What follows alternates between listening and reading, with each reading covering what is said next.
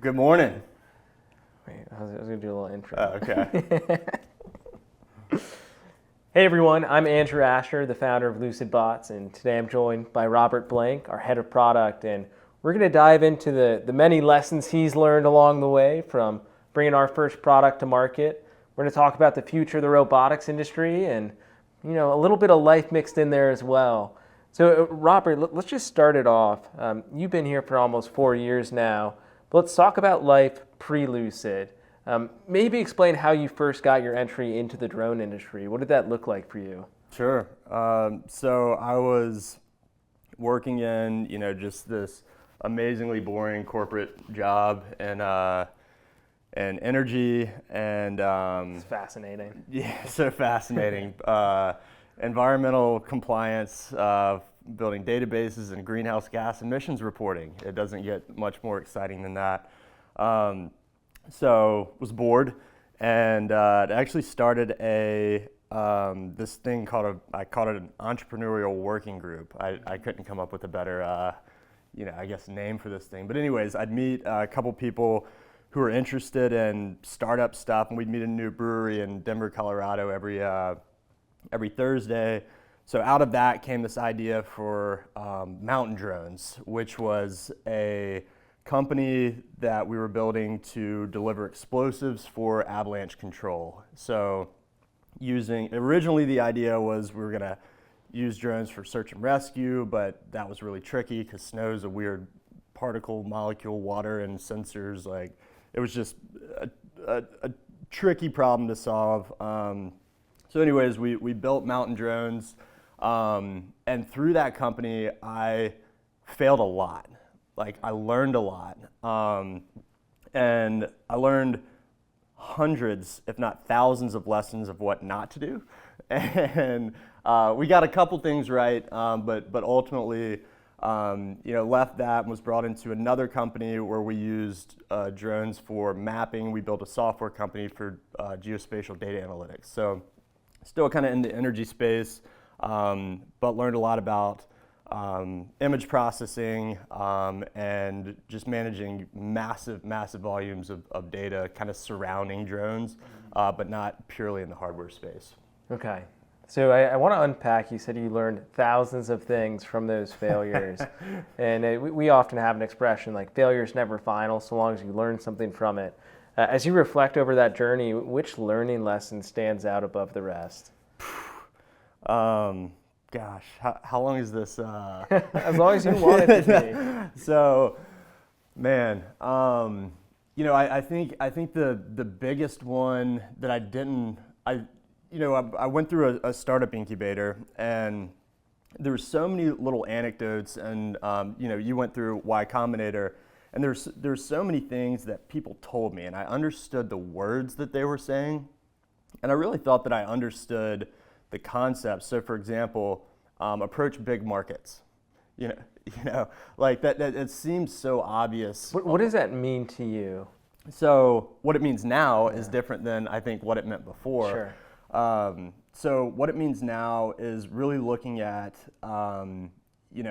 what is the actual legitimate opportunity in terms of what you can sell into not only today, but as you expand your offerings. Is there a clear path for you to address like substantially larger revenue opportunities? Mm-hmm. And then is the market, kind of part two of that, is the market ready for what you are doing?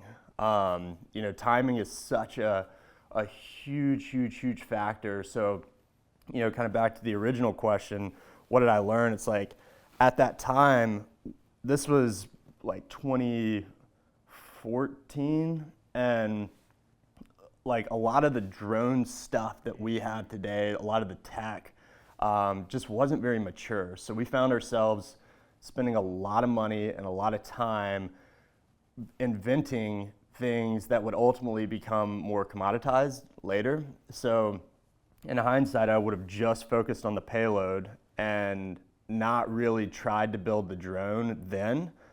Fast forward to today, that's a different kind of equation, but it was just so early, and we were just trying to get the thing to fly.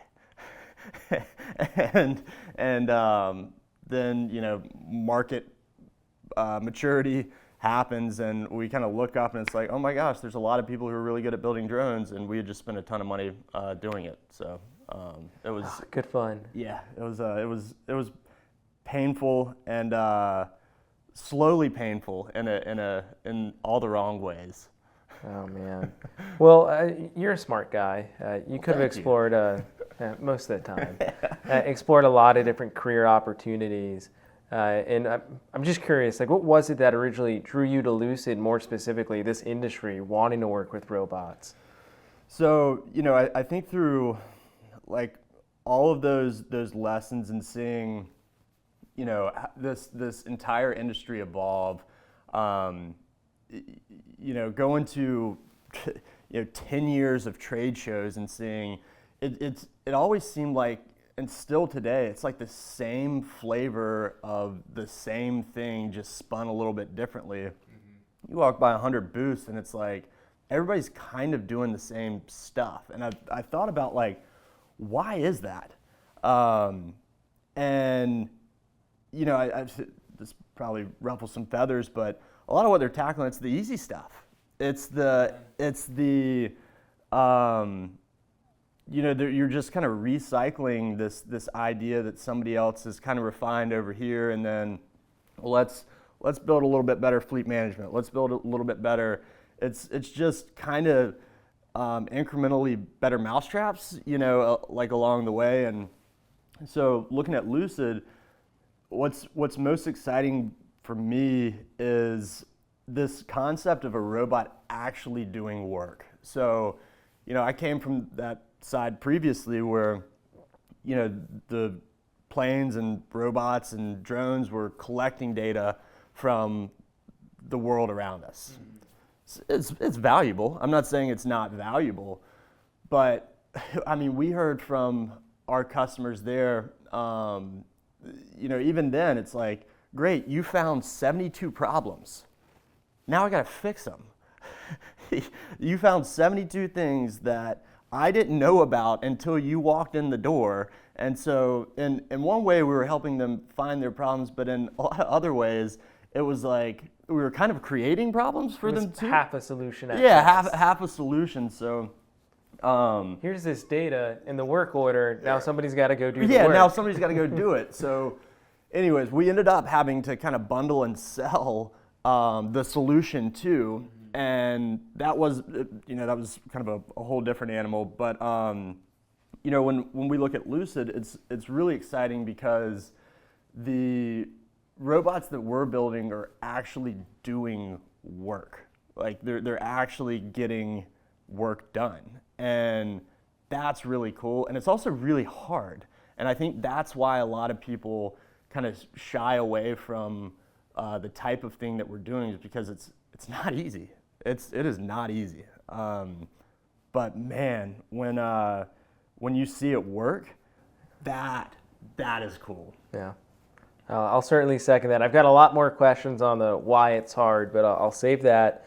I'd just love if you could help people understand, what does product mean to you? I think sometimes people hear the word product and they go, oh, is that engineering? What would you say to those people? Yeah, and that has evolved for me, over the years too. So when I think about product, it's, I think a lot of people think about it in the conventional sense of like it's the the widget or the SaaS product or the whatever. I think about it much more in terms of net value delivered to customer. So when I think about product, I think about it more globally as what value is Lucid providing to our customer. So what does that mean, right? Yes, we make robots that do work, but there's so many other things that surround that value proposition. So for example, our customers really, downtime reduction is huge for them. So we've invested a lot of time and money and just manpower in making sure that we have the infrastructure set up to where we can turn around a repair in like a day. Like that's incredible. Like I don't know of really any other, like if my car breaks down, I don't know how long it's going to be in that shop. So anyways, it's kind of the combination and the aggregate of everything we do as a company that helps our customers be successful, and the actual physical durable good is one component of that. Okay. So I think the story everybody wants to hear is, what was it like bringing a drone cleaning product to market? Because it's this unique opportunity where it's frontier technology, something people hadn't done before. I mean, you're applying it to a really old school industry that's traditional in many ways. So, but what were some of those lessons and experiences like if we rewind the clock just a few years? Well, to start, it was like, we were talking about it, and you kind of think about it just reasonably. It's like, it seems like it should work. Everything on paper says that this should work. And then, going out there, and then you get it wrong so many times. Like, man, I hope Scott's, but I can't remember his name. But I think it was a guy. I think he was in Scott's wedding. I absolutely scorched his bushes. Oh. Like I didn't really understand. You didn't get the pre-rinse. Yeah, and I didn't. down. Yeah, I learned a lot about the operational flow. I learned, and all these little things. I'm describing these because, there's so much that had to do less with, does the drone fly? Does the drone spray? And more so like, how do we build this whole picture around how you use this product to be effective?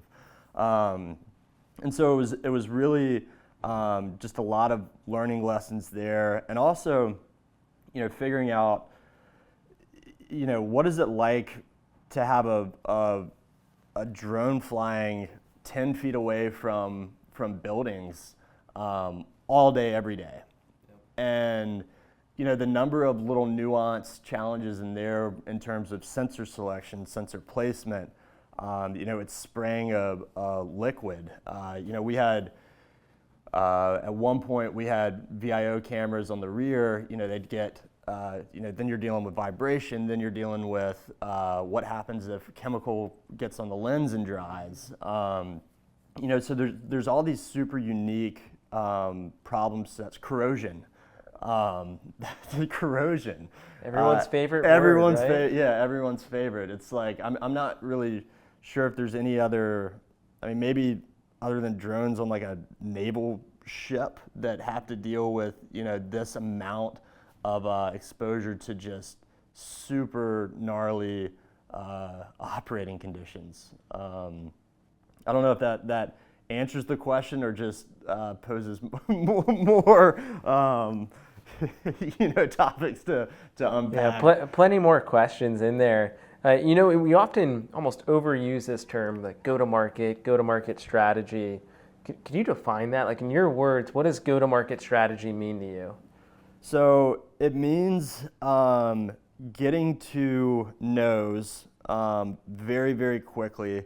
It means testing, just relentlessly testing your assumptions and trying to be super,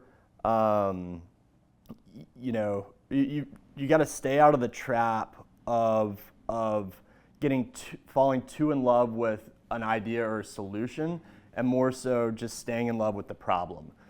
And so when you fall in love with the problem, then your approach, your mindset is just different versus, if you start down this road of like just trying to force this product into the marketplace, you miss a lot of learning lessons along the way, and a lot of little anecdotes that can really be foundational and really shape your next move.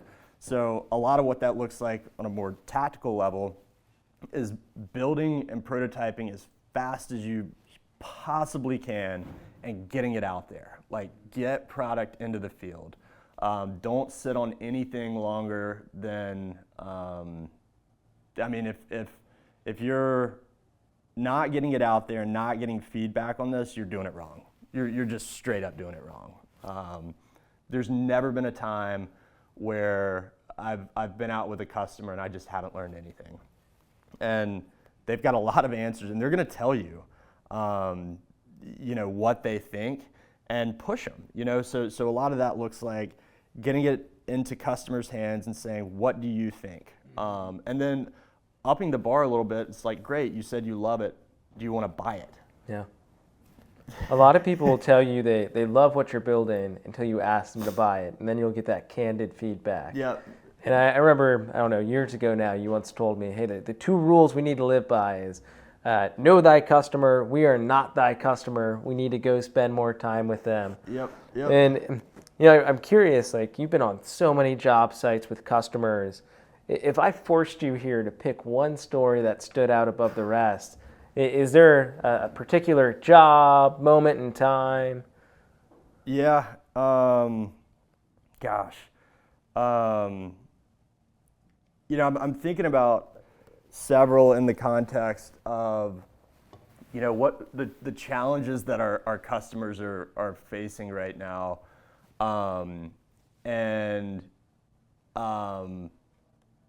This one's a little more PG, but we're going for it.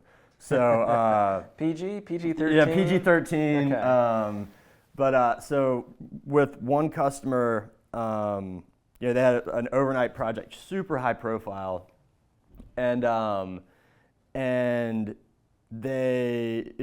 get on site, and everybody's just kind of up in just something's going on. I'm like, hey, like what's happening? And like the cops just left, and basically what happened was, there's such a labor shortage right now, and a lot of people who don't want to do these dull, dirty, dangerous tasks. And the one person who was a temporary worker showed up on drugs and broke a broomstick over his knee and was trying to stab people in the throat, and they had to tackle him off the hood of the car. And I'm telling this story because that's not really an isolated thing. Like that's way more common than, maybe not that exactly, but when we look at kind of the state of where things are today and where they're headed for robotics, it's like, people just don't really want to do these types of jobs this way for that pay. They don't want to do that anymore, and I don't blame them. Like, I've been out there on these jobs, and I've still got scars from bleach burns, on my arms from early on, and I didn't know that when. Sounds so stupid to say this out loud, but I didn't know. So I got a little bit on my sleeve and then rolled my sleeve up, and it sat there all day, and it was gnarly, man. The scar looks pretty cool though. You look tough now. It's I'd say it's a shark bite, but nobody believes me. Oh gosh, in that story, I think when people think of startups, it's almost always software based, right? And we joke, like, our friends in the software world, their bad days sometimes, like, they ran out of battery and don't know where their charger is. Yeah. And you just told one that's like a button doesn't work on the screen. Yeah, a polar opposite, which is, you're literally out there spraying these cleaning solutions. Didn't even know what PPE was at the time. I did. I just got it wrong. Sure. Didn't know best practices. Yeah. And I'll never forget, I was on a job site with a customer, and he was giving me a hard time. He's like, you guys need to do a better job marketing your features. And I was like, what do you mean? Unpack that for me. And he actually gave 2 really great thoughts. He's like, well, one, this is the best marketing tool I have for my company. Yeah. Because I throw this drone up in the air, and all of a sudden, all the other property managers, property owners, they come and start asking me, what's that? And then the second thing, and I'll be very direct in the language he used. He's like, this just takes the things that are really shitty about this job and makes it less shitty. Yeah. He's like, I'm no longer up on a ladder. I'm not on a lift. And we were cleaning a concrete parking deck, so using pretty strong cleaning solutions to get it clean. And he's like, I don't have to have the spray 3 feet away from my face. Yeah. I can have the drone, and I could be 100 feet away. Yeah. So he's like, I don't have to deal with that anymore. It was just this eye-opening moment where... I saw one of those too. So it was, maybe this would have been a better story, but so was with another customer, and they had a demo for one building, and that probably took 30 minutes. And then there were several other apartment complexes and office buildings around that. And it turned into a spectator sport. And within 1 hour, somebody happened to be on site who was a property manager, facilities manager for another building, came out, asked to do that building. He picked up, it was either 2 or 3 more, literally within an hour, simply because there was a drone out there and they thought it was cool. And they were big projects. Like, these weren't just like, you're doing like Linda's roof. These were like huge commercial projects. So that was super cool to see. So the goal we all strive for when we bring a product to market is finding product market fit. Could you define that for us and help me understand, when do you think we found product market fit? What were some of those signals or stories where you said, wow, like all of that, the hard work, the challenges we went through to try to prove this out, it was worth it? Yeah. Gosh, there's so many layers to product market fit. And I think, early on, there was a time when it was like, it seemed crazy that we would sell 5, or 10, and then you fast forward, and it was still really hard through, it's still hard today, but looking back through that kind of go-to-market, and I'd honestly say kind of within the past year-ish, is when I really started to see the more clear signals. Like there were early, again, like anecdotes. Somebody picks up more projects. Somebody, it's a great marketing tool. But there was also a lot of resistance, at first too, because it was so new and so radical, and you've got a lot of old school ways of thinking that's just like, this can't work. Yeah. And so you're battling against just a market that's saying there's no way that this can work until it does. Yep. And even then, we started to see that shift where I actually had, this was super cool. I went to San Antonio the other day and got into my Uber to and from the airport. Both Uber drivers knew exactly who we were and exactly what product was in the back of their Uber XL. Yeah. And that just kind of blew my mind because, a little while back, it was 3-4 years ago, it was unheard of. And so I think we're starting to see that kind of flywheel turn where a lot of customers are posting a lot of content on their own, and really the solution is more permeated a lot of the bigger players. And so one of the big other triggers is that the newer entrants with this product are stealing major contracts from major players, and they've kind of shifted their tune, and now they're saying, we know we got to do it. We've just been dragging our feet. It's they see the inevitability now, and once you kind of see that inevitability, that's when it's like, all right, we're here. This is here to stay. Yeah, I think one of the insightful things I heard from somebody on our sales team is just the evolution in conversation over the years. I think when we first started, everybody wanted to know, does drone cleaning work? Right. And at the beginning, we're like, it should. We've gone on jobs, and it's clean, and it's done well. You spray this, comes clean, it flies. But now there's such a massive volume of data and before and after pictures and videos. It's like, that's the obvious thing. Nobody's asking that question anymore. What they're more so asking is, how can I make drone cleaning work for my business? Right.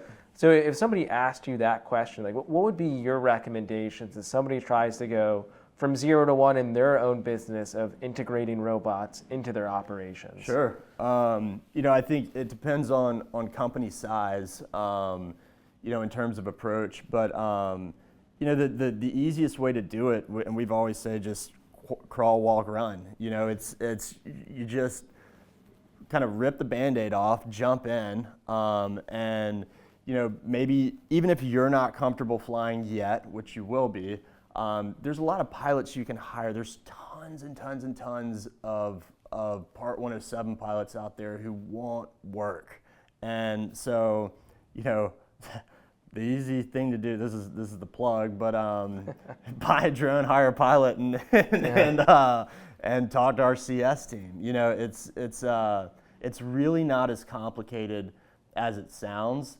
It's like, oh, what pumps, and it's like these are just very simple conversations, and I'd say just give us a call, and we're set up to hold your hand pretty much through that entire thing. Well, I think what's been fascinating too is I think about the really diverse array of customers we have, whether it's the owner operators to the companies with thousands of employees, like all the way to universities. They all have something in common, which is typically the person making the buying decision. They've got a growth mindset, right? What they're thinking about is how can I do things better, and they're looking to the future. And sometimes we get philosophical in our conversations, but I think as you abstract just the world, you think about like the fundamental law of evolution is in order to survive, your rate of learning has to be faster than the rate of change around you. Right. And right now, technology is changing and evolving so quickly. So fast. There's so much value in being that forward-thinking business owner, right? Of integrating the new technologies, whether it's a robot, whether it's different software, AI tools, there's so much value to be had by integrating technology that makes a job safer, that makes it more efficient. So I'm off my soapbox, but I'd be remiss if I didn't touch on it. Well, I mean, it's literally everything that moves in the physical world will be automated. I mean, if you think about that, and challenge anybody to challenge me on that. Like, why wouldn't it? Why would it not be automated? The cost of labor since 1990 has gone up 200%, and the cost of robotics has been cut in half in that same time frame. It's like this is happening. This is moving forward. And I think the coolest part about it is like robots are not necessarily a new thing. So there's like a huge why now element to robotics, and just in terms of the overall kind of ecosystem and maturity and the productivity and the cost. It's still very hard to do, but it's not. The barriers to build something really, really productive, it doesn't cost us, $3 million in materials to make this thing go. And so I think there's just a lot of things converging right now that surround the robotic space that's it's just awesome. I think what's exciting is we often ask the question, what do we believe is inevitable about the future? And one we've highlighted is there are less and less people that are willing to do these dull, dirty, dangerous jobs. And you just touched on another one, which is everything that moves will be automated. Yep. Whether it's a boat, a car, a robot. And it's like when you think about those two things in the service-based industries, like, what is the future of robotics? Where do you see this industry going? Yeah, I mean, you can do a lot with some motors and some cameras and some software, and really it's this we're peak AI hype cycle right now. AI is not new. ChatGPT is new, and that was really cool to see that kind of really propel this kind of field into the mainstream. But the future of robotics is really, I really fundamentally believe it's tackling those dull, dirty, dangerous, just sucky jobs that nobody wants to do. And if we're not doing like there's ChatGPT's writing poetry and creating art and Trapped behind it. Yeah, I'm biased, but like that's kind of the stuff that I kind of want to do. I'm no poet, but You could be a songwriter. yeah, I'll try. But no, I think that there's I think what I'm most excited about is building products that allow humans to be more human and allow them to do cool human things that are uniquely human. And that will change. That will continue to evolve over time. But I just, in terms of where robots are going, like people just weren't put on this earth to do just repetitive, horrible tasks all day long, or stuff that impacts their health negatively, or like why would we not build towards removing humans' needs to do that just to make ends meet. Yep. There's a lot of jobs out there that are God, I've been in several of them. I'm thinking back to this car manufacturing plant. Like, it was horrible. It was just appalling. I could not believe that this exists in the United States. Mm-hmm. I thought that only happened in terms of like the worker conditions. Yeah. I mean, just horrendous. I just assumed that that only happens in other countries, or that that doesn't happen here in the U.S. It does. Right now, today, somebody's in that factory, just miserable, absolutely miserable. But there's a lot of opportunity inside the factory, but God, outside in the unstructured world, outside the confines of a square space, like that's where the real excitement is, and the opportunity is, and I think that there's a lot of again, converging technologies that make that very, very, very possible in the very short term. So I'm going to want to circle back to that, but as we talk about all the opportunity, and let's call it glory, and building things that can physically interact with the world, people also say hardware is hard. Yeah. Could you unpack that? Like, how have you lived the truth that hardware is hard? Man, we at one point, I think we went through it was either 4 or 5 hardware versions of the early cleaning drone in 1 year. Mm-hmm. And so, just the term versioning, supply chain, sourcing. There was a time when we were QA/QC. Do you remember buying NVIDIA boards off of eBay during COVID? I do. Like in quantities of like 2. People were reselling them. Yeah, I think it was like such a ridiculous margin. It was like a guy. Yeah. It wasn't like it's still like this guy just like has this one and we need it. And so glad that that's over, but it's still very, very difficult. So, in terms of conviction in your design, in terms of being able to iterate quickly, like if you're wrong, you can't just stay wrong. You've got to fix it, and sometimes, that's expensive. And so, the cash flow side, the making sure everything is right when it leaves the door, making sure your inventory is organized. When do you restock certain quantities based on lead times? Like there's so many layers in there. And what I'd say too is like, it's really, really, really easy, relatively speaking, to build 1, 2, 3 of anything. That's not hard. Like, so when people say like hardware is hard, you can't think about it in the context of like, oh, I built a drone. Mm-hmm. Good for you.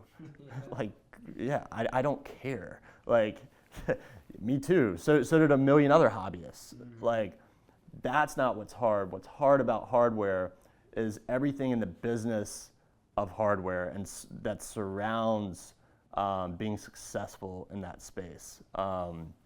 And there's just a lot of layers there. And I think that's why a lot of people shy away from it. But man, it's fun. I love hardware. It's really hard, but I love it.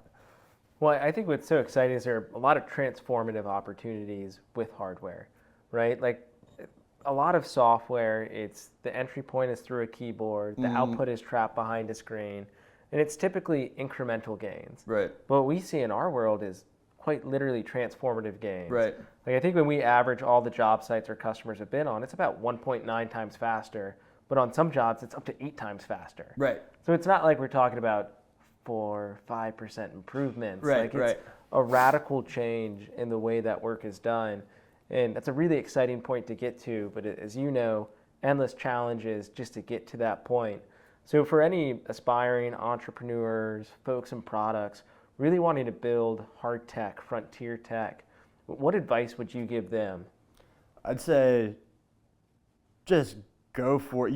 It's gonna be hard, but just dive in and go, and don't just understand that you're gonna fail. You're gonna fail a lot through that. But if that becomes the norm, it's like if you change that mindset just a little bit, and instead of failure, it's just you look at everything as a test. Like that's and if you think about tests like in the science world or experiments, it's impossible to fail like when you run an experiment. You can only learn something. That's the only outcome from, unless you just like wipe all your beakers and stuff off the table. But, so if you think about like approaching and building frontier tech, just structure as many rapid experiments as possible in the shortest amount of time and just pin the pedal to the floor and go. Like, don't sit on that idea, build it and try and sell it. That's it. Like, build something and see if somebody will hand you money for that thing. It sounds so simple when you put it that way, but yeah, and then up the ante. Say, okay, great. You bought one. Do you want to buy 10? Figure out how can you raise the bar for yourself and your conviction and whatever that idea may be. Every single time you want to put something into the marketplace. So at Lucid, we say our mission is to uplift humanity by building the world's most productive robots. What does that statement mean to you? Yeah, it means, I kind of touched on it earlier, but it's allowing humans to be more uniquely human by kind of getting them out of these situations, whether the tech is automated or not. There's just so much opportunity to make so many jobs suck less. And sometimes the solutions are just very, very, very simple and they're right there. And you look at it, it's like, why has nobody ever done this? But I think what that means to me is just really, taking an empathetic approach in terms of like trying to really understand and spend time in the field, with customers and truly understand those pain points. It's not just, oh, I think that's a problem. It's like, go do it yourself, and feel what that feels, experience it. Because when you experience it and you're in it, it not only gives you more conviction, but it helps you understand the problem, in a way, and communicate it to others within the organization, in a way that you just can't do from sitting behind a desk. So yeah, I think it's allowing humans to be more human by building badass robots. I think that's a perfect way to end it. Robert, thanks for joining me today. Awesome, thanks.